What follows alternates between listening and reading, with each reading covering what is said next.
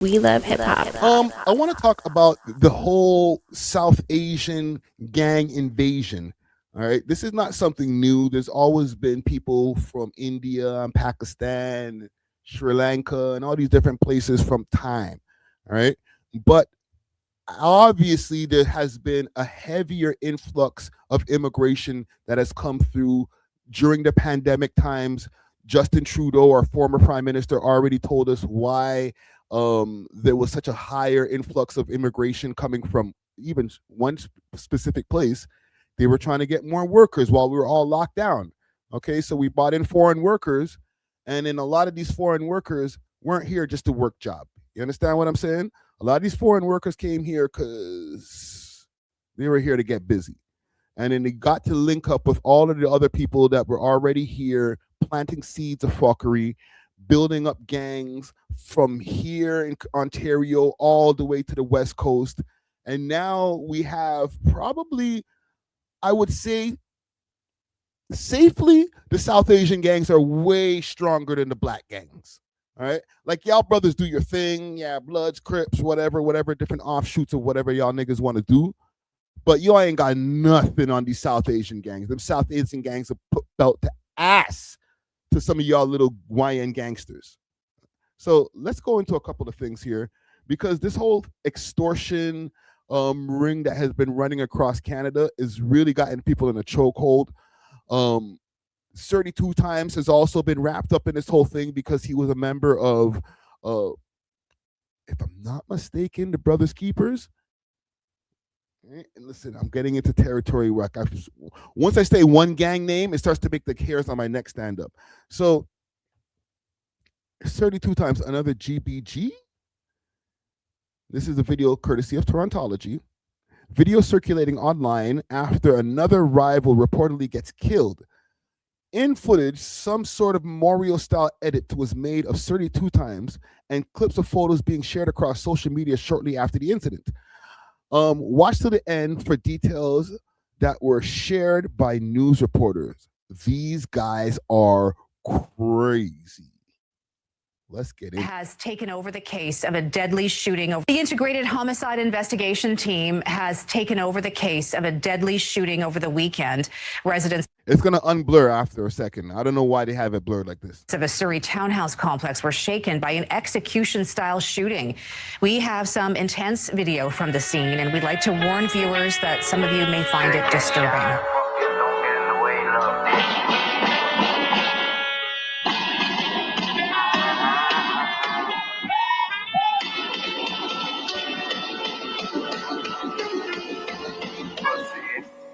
Phone niggas wrap them up, turn them ghosts. If I see it, I guarantee they gon' get smoke. Got belts on my waist like I'm fucking John Jones. VVS on my neck, really dirty like a hoe. I don't send niggas, I'ma come drill on my own bitch like John Wick. I'm riding with 3 poles. Do some drip fit, you can't find this in the store. I don't sell pussy, little nigga, I don't fuck a hoe. Moving weight, dog food, pushing raw out the store. Bricks coming in back to back like Mr. Pablo. I got her for the low, knockers in the dough from Pakistan and Mexico. Man, that shit really turned me on. What are we seeing here? Just clips from his music video? Got dumped cause of weed squash when nobody slipped up. He got left young and caught another body. Puppet ass niggas do their life away like a real body. Thought these niggas are here like some shotties. Flew a nigga away with a 12-gauge shot. Hit him in the head after he got body. Damn, feeling good. I started a poll also. Most dangerous. Okay, who's the most dangerous? Blacks. The blacks. Right? All us black gangs and all the different gangs that we create. And let's keep it for Canada, all right? South Asians or the whites, right? The Angels, all these different people. Because remember, they get it in. The mob, right? We can put the Italian people under that too. Italians, they're fall under the white category, okay? So let me see what y'all think. I'm feeling like Gotti. Feeling like Gotti. Don't make this shit to a robbery. Watch to the end. Pussy niggas. Y'all cap. Ain't doing shit. That is sound from a home security system revealing at least 30 shots were fired around dinner time on Saturday at 60th Avenue and 152nd Street. Now, witnesses saw 2 young men wearing hoodies and masks chasing another man. He eventually fell to the ground, and that's when witnesses say the gunman stood over him and fired.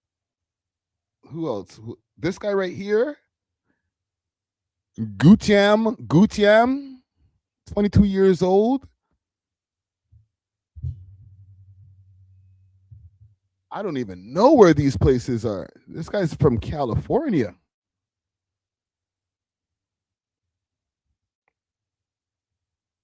I don't know, bro. You got to watch out. Including 5 members of a gang known as the Four Brothers, who are accused of carrying out 16 acts of violence. The investigation, which was launched back in December of 2025, also involved the OPP, the FBI, Surrey Police, and the Canadian Border Services. That is the most chill shooter I've ever seen in my life, bro. That nigga does this every night. Result of this collaboration, 6 individuals charged by Peel Regional Police may face immigration action, including removal from Canada after their criminal cases have concluded. Coming to Canada on a work or student permit is a privilege, and individuals who are found to be involved in these activities will be removed from the country. In recent years, Started said bro had his hand on his waist. For real. Niggas is lax. Shoot these niggas' house today. He's like, "Are you guys ready to go?" Whole time he's shooting. Bang, bang, bang, bang, right? Whole time trigger just going. Bang, bang, bang, bang, bang. Like, y'all niggas ready? All right. What do y'all want to eat? Okay, all right. Let's go. It's like, nigga, have a heart. there's been a wave of threats targeting South Asian business owners here in Peel Region. According to family, Harji Dada was a victim of extortion in the months leading up to his murder. So far, there has not been any updates with the Peel Police, only the 3 arrests that were made last year. The beloved husband, father, and owner of G&G Trucking was gunned down in the parking lot of his Mississauga business last spring. And while his case is not connected to the latest arrests and the motive behind his murder has not been released, his daughter spoke to Omni News about the crisis facing the business community. The problem will only end when stronger actions are taken against the organized group, and individuals who are operating these networks from behind the scenes are arrested. Surface level arrests are not going to cut it, as we can see, because they've been making surface level arrests for the past year, and it's still going on. And police say several more cases are still under investigation, and they're asking all business owners, anyone who receives a threat, to document it and report it right away. It's funny because before I get to the video that I actually have that corresponds to this, if you just put in extortion, let me move this out the way. Extortion. Wow, look, extortion Brampton is one of the first thing that pops up. Let me put in another one. Extortion, Surrey, extortion. Like the SEO strong, fam. Look at all of this. CBC Town Hall in Surrey shines light on extortion crisis. Extortion cases pile up in Surrey, but what can be done? Extortion victim in Surrey reportedly returned fire. What's this one? Let me see this one. The people living in this Surrey home had a frightening awakening early Saturday morning, as police say gunshots were fired at the property. But unlike previous extortion victims, investigators believe somebody inside tried to meet force with force, allegedly firing shots of their own back outside. The police do not condone or encourage vigilantism. It happened in the 8600. Brother, don't worry about that. The person who shot back doesn't really follow the rules of what the police like, all right? Block of Galway Crescent. Nobody was hurt. Police are urging other potential victims to not take matters into their own hands. That puts all of us at risk. There is the very real potential that you may injure or kill your neighbor. And I ask you if you want that on your head. I don't think you do. Yo, shut the fuck up, bro. What are you saying, fam? Oh, you might hurt your neighbor. Don't shoot back at the people who are shooting at you. Nigga, what about them hurting my neighbor? They're already shooting at me, fam. Can I defend myself, please? about watch out, you might hit your neighbor if you try to defend yourself. You're a bitch. Monday morning, officers were called just after 8 o'clock to a report of shots fired at a business in the 19300 block of Langley Bypass. Police say the shooting happened overnight, and attending officers confirmed the building was hit by bullets. The business was closed at the time, and no... I'm sorry, gang. I don't mean to be abrasive. That shit pissed me off, fam. Oh, what about your neighbors? Like, yeah, I understand. My neighbors. I'm in a crisis situation right now, fam. Niggas is trying to kill me right now, bro. Can I shoot back, please? Please. Can I defend myself? Can I defend my kids? Okay? My wife's crying and balling up in a corner underneath the table. May I shoot back, sir, please? Without being called a vigilante and, oh, I'm endangering the public because I try to defend my house. That's the type of gaslighting shit that's literally the epitome of being tricked out of your position in life. Okay? The nigga's trying to get you tricked out of your life. Don't shoot back. Just die. Okay? Let them hit the neighbors. They're the criminals. No, nigga, I don't give a fuck. I don't care how legal my guns are, how much I'm not supposed to use them. If these guys are busting in my house with my wife and kids, fam, I'm using every single gun on them, bro. Are you crazy? I'm shooting everything until all the bullets are done, bro. We'll talk about it later. Injuries have been reported. Surrey police say there have now been 34 reported extortion attempts so far this month. We need continued community pressure on people who are behind this. The last thing we want is for victims or for potential victims to become numb to this. We still need them to call us and contact us. Fucking shit. Got me like this. Like, there's no more shit in the gun left. These like bullets is empty. I'm just like, there's still, you motherfucker. How dare you? Niggas like, yo, they're dead. They're all dead. Yeah, calm down. They're all dead. You motherfuckers. Police are hoping that somebody must have seen something or at least has dash cam footage. If you do, you're asked to contact SPS. Ben Nesbitt, CTV News, Surrey. I will go savage, bro. It's done. There's no more left. They start butting them with the gun after you, motherfucker. Just beating the carcass up. How dare you? Look at my kid. He's crying. Ah! Yeah, take me to jail, fam. Fuck you guys. How dare you? Anyhow, sorry. I didn't mean to get in a rant like that. It's Tuesday. Can't be doing that on a Tuesday. Save that for Friday. Let me pull this up because here's the problem. International students in BC may be targets of recruitment for extortion-related crimes. All right? I'm checking a poll right now. It says, I ask more dangerous gangs, Blacks, South Asians, or the whites. And right now, South Asians are winning by a small margin. But let's check this out. This is courtesy of CBC, British Columbia. What have you been hearing from them? So you have been speaking with international students about the issue. What have you been hearing from them? So I was appointed to the committee in May, and I also host my own web series, More Than a Suburb. So my face is pretty out there. Mm-hmm. And international students often feel it's easier to report to someone who's similar in age to you, right? And I am also a university student, so it's easier for them to break the ice, talk to me about some midterms, and then really get into the fear that they're feeling. Okay. And what they are feeling is fear, because when someone comes up to you and shows you a video of them shooting a stranger's house and says, hey, if you do something similar, I'll offer you money. The first emotion you feel will be fear, because you're like, well, I don't want to be associated with that person at all. Yeah. And what then, how are those people then being brought into these crime syndicates? Well, oftentimes these are vulnerable, socially isolated students, and someone will come up to you and they'll say, hey, can you do me, a small action, and I'll give you a little bit of money. And then they string you along. And then when they want you to eventually commit these extortion related crimes, what students are telling me is they'll basically say to you, hey, you can either take our money and commit this crime, or something very bad could happen to either you or your family back in India, because what we're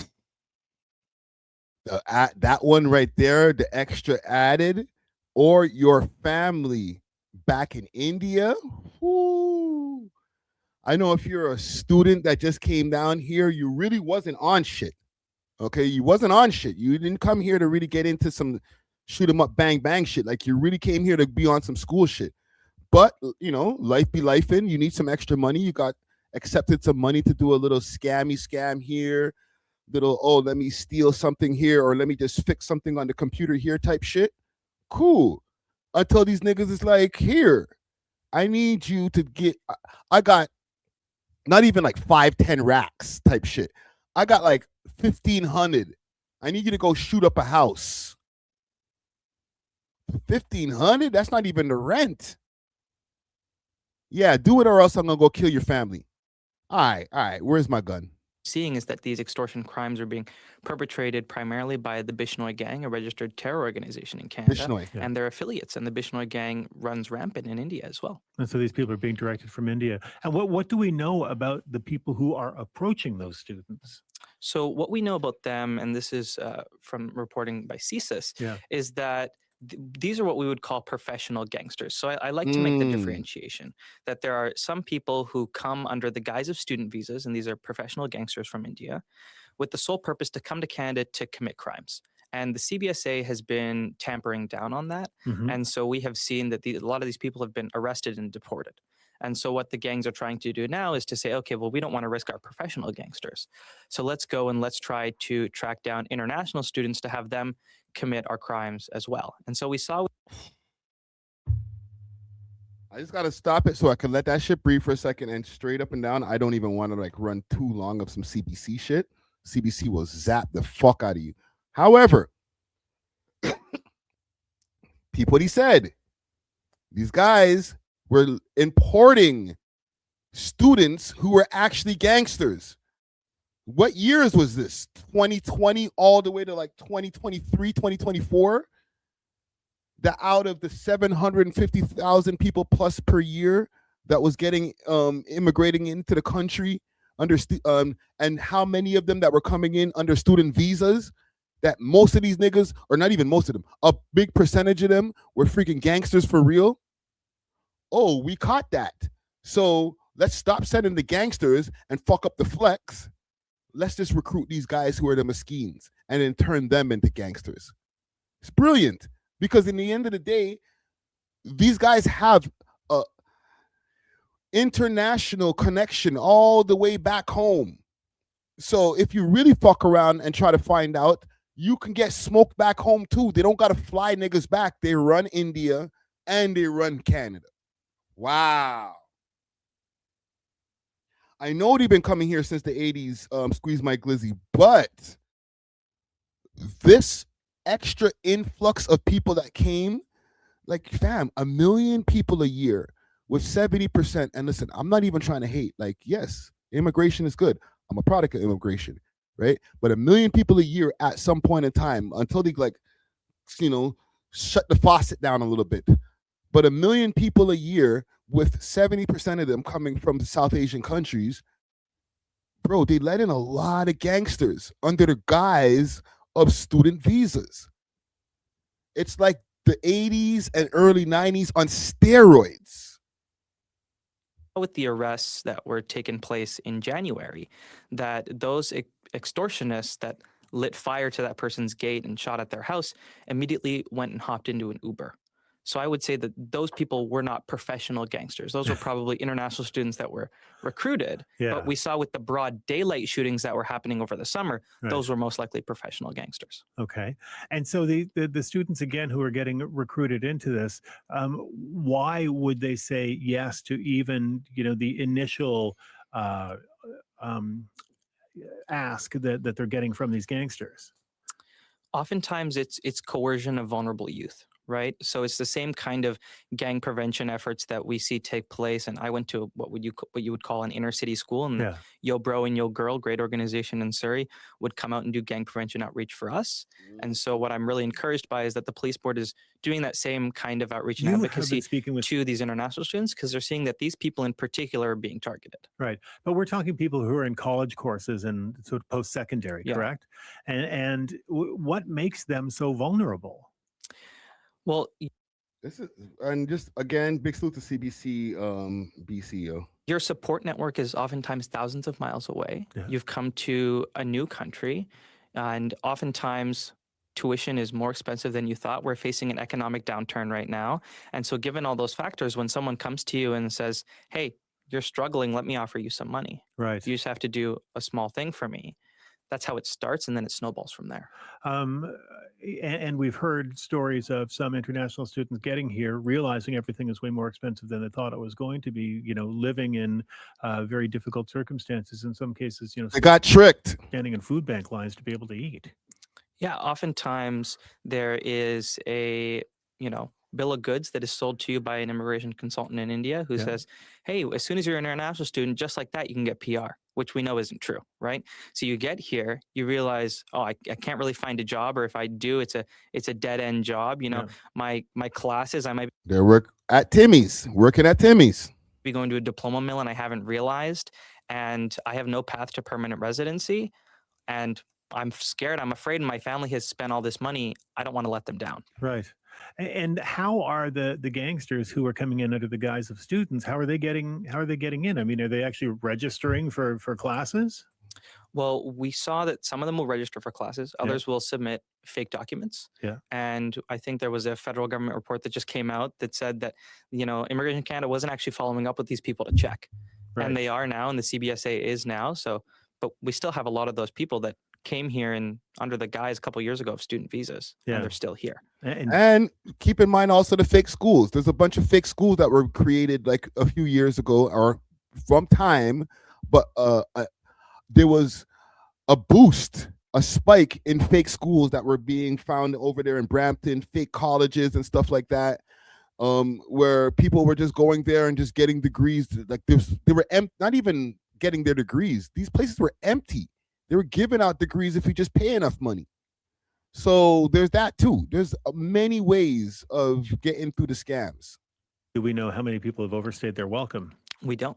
Right. And so that's the investigative work that they're doing now to ensure that, okay, can we catch and deport these people, because we shouldn't have criminals lurking in our streets. Right. Well, what has this done? I mean, this has been a major preoccupation in Surrey and elsewhere. Think about how many of those criminals also have become full citizens, right? Yes, there's the ones that if you catch them, deport them, right? Then there's also ones that, yes, you can deport them because technically they're not originally from here, even if they're citizens. But there's a lot of people who've been able to become full citizens who are tied into the gangs, okay? Some of them might even work in your government. For a long time now, the whole crisis of these extortion threats and these extortion crimes taking place. What's been the impact? Well, I'll tell you, I'm 20. I've lived in Surrey my entire life. And so for a lot of people in my generation that are, now engaging civically, it's like, this is our first impression of the police. This is our first impression of civic governance, is this crisis. Yeah. And so that trust is going to take years to rebuild, especially when this is a first impression. And so that's why I've been going to the police board and others and saying, it's not enough that the shootings have stopped. You have to demonstrate to the community that this will never happen again, that their voices will not fall silent on deaf ears, because the community had been calling this out all the way from last year. And we only saw action on it in the past couple of months. Well, that's very much what we heard when we held a public forum in Surrey as well. What was the perceived? I think Surrey might have it worse than over here in Toronto, to be honest. It might be even more dangerous because statistically, Toronto is not the most dangerous city in Canada, right? It might be like Winnipeg or something right now. I don't remember exactly what's at the top of the list, but somewhere in BC will probably be in the list before we get to Toronto. lack of action.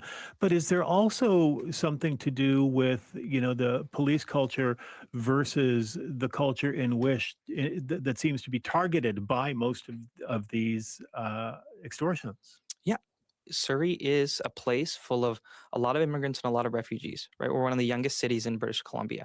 And so what we've seen is a lot of people come from backgrounds where the police are not your friend, right? Where when you report to the police, something bad happens to you and your family, not something good, right? And so the police hadn't been taking that proactive effort to actually talk to people and meet them where they were. I'm glad that they're doing some of that stuff now, but a lot more could be done on that. And is that what you told the Surrey Police Board? Yeah. So one of the recommendations I gave to the police board is to establish a WhatsApp tip line, right? A lot of these threats are taking place. You get a message from a number you don't know on WhatsApp. Yeah. And it's a lot easier to screenshot that and, send it off to a Surrey Police WhatsApp channel, especially if I'm a 50, 60-year-old South Asian business owner. I may not know how to upload that file to Gmail and send it off. And when I feel my life's at risk, we want to remove as many barriers as possible so police can have that action as soon as possible. That's crazy. Holy. They really got this shit in a chokehold. And so to what do you attribute the reduction in the number of shootings and the downward trend in violence? I would say that Project Assurance has been doing a great job. And we've seen that since those arrests in January, that extortion shootings and threats have gone down. But we also saw a very similar downturn in December. And then we saw an explosion in January because we can't control the flow, right? Yeah. CSIS and the RCMP have said that this is the Bishnoi gang, a registered terror organization in Canada, that's committing these crimes. And so if we cannot control the flow, what we need to do is not take our foot off the gas, continue to be vigilant, and ensure that we create systems so that this won't happen again. What are some of the other issues that police in the province need to be considering in this crisis if they want to, bring the rate of shootings and the rates of crime down even further? Another one of the recommendations that I gave to the police board was potentially giving all business owners in Surrey an extortion kit or just a police reporting kit in general. How about giving them a gun? How about that? Let's loosen up the self-defense laws over here. Let us be able to shoot back. How about that? And if these people know, and it's not just only for South Asian gangs, it's just for all gangs. If you know that on the other side of that door, whether it's a store, somebody's home, that person might be waiting with the defense to be able to take your head off, you might think twice about just running around just bullying people. Let's maybe think about that. Put that on the table for a while. To say, these are cards and it might be English, might be Punjabi, might be Urdu, might be Hindi, that I'm going to go out and I'm going to give to business owners. And there might be a report crime sticker as well, where I can scan a QR code and I can send off a message if I feel unsafe. Yeah. And that would do wonders just to show business owners, hey, we have your back. Yeah. And we are going to be vigilant to make you feel safe. Because if you get a personalized package from the police board, it won't cost the police board that much money. But if I come from a place where, the police are not my friend, that's a real step to show, hey, we have your back, we're listening, and we want you to report to us. We want to meet you where you are. Police are your friend. Thank you so much for coming in. It's really a pleasure. Listen, man, I'm just here to try to create some awareness. I'm not here to judge, even though I might have probably sounded judgy mad times. But listen, just be aware that it's not just what they see. Like, they've made this whole thing where people have this preconceived notion of the YNs when you see a guy with a balaclava or a Nike tech suit and, maybe walk to the other side of the street. That kid might be a good youth and he's just trying to dress hip hop. The youth that was wearing a nice button-up shirt with a turban and he looks like a nice kid, that kid might be outside shooting houses up for a living. All right? So let's never judge a book by its cover is basically should be the lesson that we take from this, because criminals come in all shapes and sizes. All right? Thanks for watching. If you enjoyed this video, please make sure to check out these other videos on the screen and make sure to like and subscribe. We love hip hop.